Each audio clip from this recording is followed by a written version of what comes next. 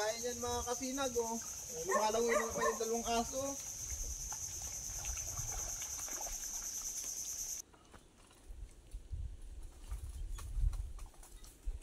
Big paon mo. Science ka.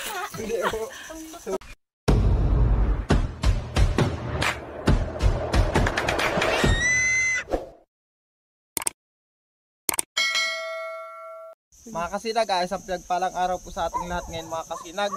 Naalala ko pala mga kasinag, humihingi po kayo ng update kay Pitoy. Gawa ng nakaraan dun sa pinalangoy ko siya, dun galing sa kabilang dagat. Marami kasi nag-comment at nadismaya sa ginawa ko na iniwanan ko daw si Pitoy, pinabayaan ko daw na magparlangoy. Sa totoo lang mga kasinag, si Pitoy po ganid na aso. Ang mga native na aso mga kasinag, matitibay po yan maglangoy. Kahit gaano pa kalayo yung dagat dito, nilalangoy lang po nilang pagtawid dito. Saka si Pitoy mga kasinag, hindi siya sanay sumakay ng bangka. Si Pitoy mga kasinag, ito po ito, ayan kasama namin ngayon si Pitoy, tapos si Duki. Yan mga kasinag, tingnan natin dyan kung lalangoy pa yung dalawa na yan. Pasensya at mababaw ang tubig ngayon. Pagkain yan mga kasinag, lumalangoy na pa yung dalawang aso. Papunta pala kayo mga kasinag doon sa pispan ni Ate Bing.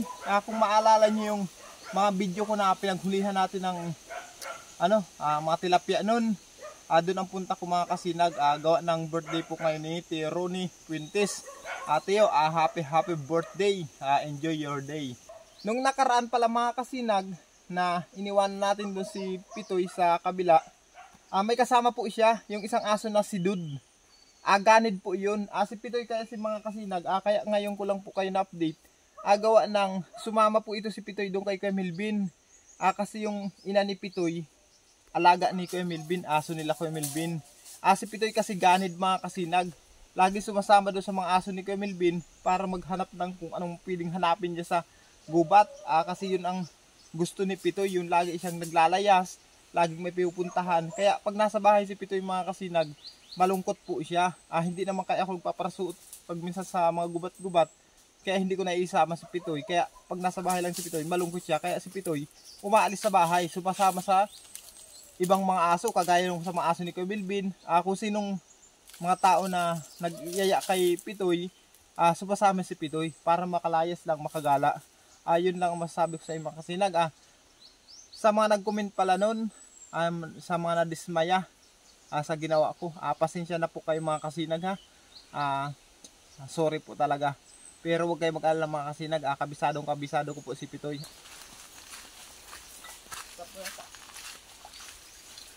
Hindi lang ulit tayo magano.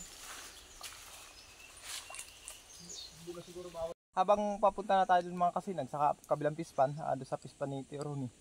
Ito palang pispan na ito mga kasinag, hibas. Kung makikita nyo, hibas.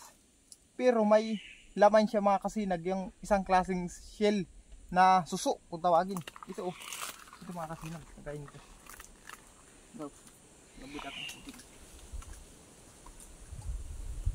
Ito mga kasinag, ito ang ibig ko sabihin, yung para siyang suso, yung shell ito. Ano ito? Bagungon kung tawagin namin. Masarap ito mga kasinag, lalo na pag ginataan. Tapos ano pa ba luto ito? Adobo.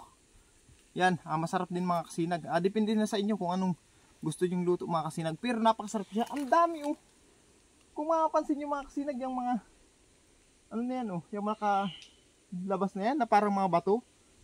Mga ganito yan lahat mga kasinag. Sa mga susunod, mangunguha tayo nito mga kasinag para maipang ulam. At ipakita ko sa inyo ang pagluto nito. Kasi ito mga kasinag, may inaalis po dito na parang kinain. Yun po yung mapait dito sa bagungon na ito. Napakasarap nito mga kasinag. Ang dami Kahit kumuha ka dito ng mga 3 sako siguro. Ang dami, grabe. Ibalik ko na ito mga kasinag ha. Kasi mga kasinag, napada lang tayo. May sadya tayo doon kay Tio Ronnie. Dyan sa kabilang pispan. Diyan lang kumain siya ng soft drinks. Ito lang ang tanging may regalo ko kay Tio Ronnie. Nakakaya naman kung hindi siya mabisita doon. Shout out pa kay Tio Ronnie Quintes from Gatcho Torrena. Si Pitoy mga kasinag, andun na sa unahan. Si Doki na lang ito. Yan yung aso ni Mrs. mga kasinag, kasama namin si Doki. Ay, ayun na pala si Pitoy, oh. May kubo na. Ayun na si Pitoy. Nagpahingalo. Yun lang. Ang pagtawid natin mga kasinag. Uy, ano, may kawayan. Oh. Nagiba pala ang prinsa Ito. dito. Uy, ano, kawayan. Ay, ito. Oh. Ay, patay tayo dito. Ano, kaya mo doon dyan? Nagiba palang prinsa dito mga kasinag. Oh. Nadala ng malakas na ano yata ito. Lakas ng tubig. Paano pagbalyuta? Natawid muna kayo mga kasinag. Ha? Matawid muna ako. Hindi ko ipakita ang dala ko.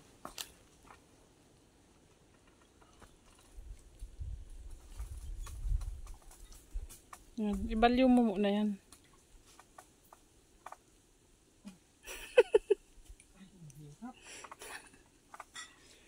Paano ka, Doki? Naglangoy siguro ito si Pitoy. Balyo na, Doki. Mga kasinag. Mga kasinag, andito na ako sa kabila. Paano na si Mrs.? Maglangoy ka na lang. Pabalik na naman lang si Pitoy. Pitay! Ay! Sendoy, nag-agi. Naglangoy gayon. Ako yata. Mali ka na. At alalayan kita dito. Nakabaliw na si Doki. Ayun, siya na sa likod ko. Ano, Doki?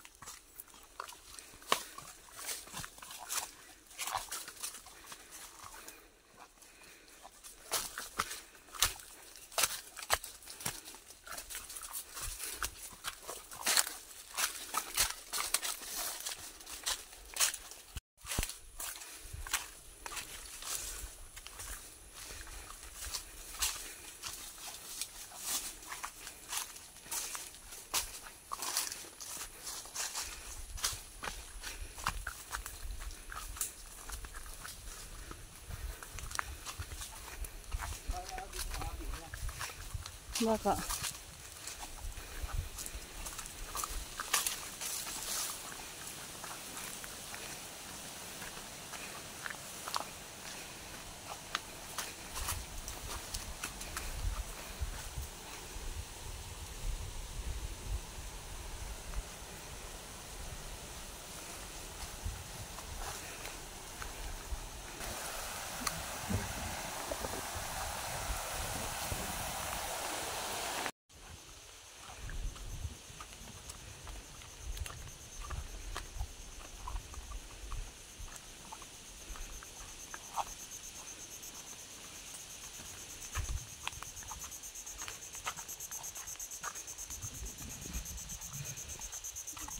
Ito magsutiyo ron eh.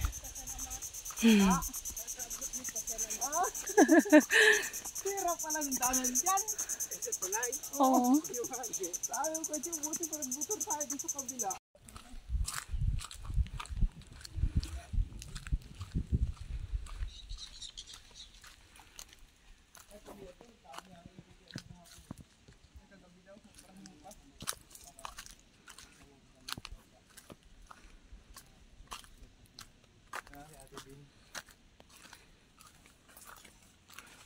Kaya pati ako wala di.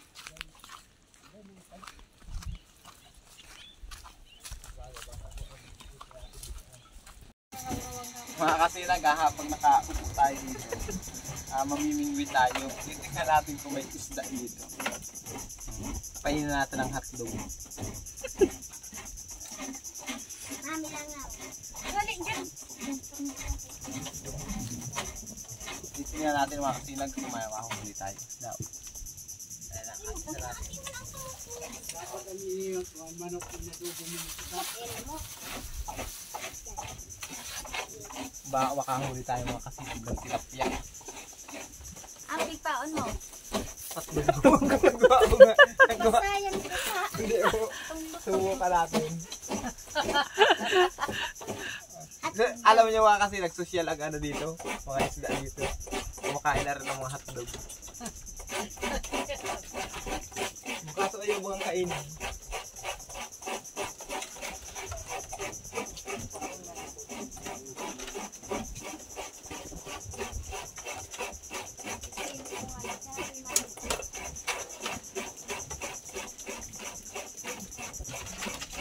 Mga kasinag, wala tayo nahuli.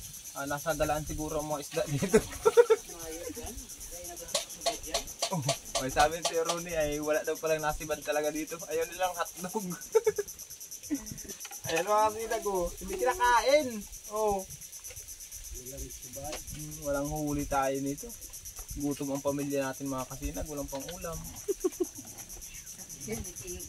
Kairak lang sa mga asin, kumain suso, kumain katanong. Tabihan natin ito pamingwit mga kasinag at gawa ng wala man tayo nahuli. Sa mga susunod na lang ulit mga kasinag. Bawag na natin yan dyan. Wala tayo nahuli. Lagyan natin ito dito.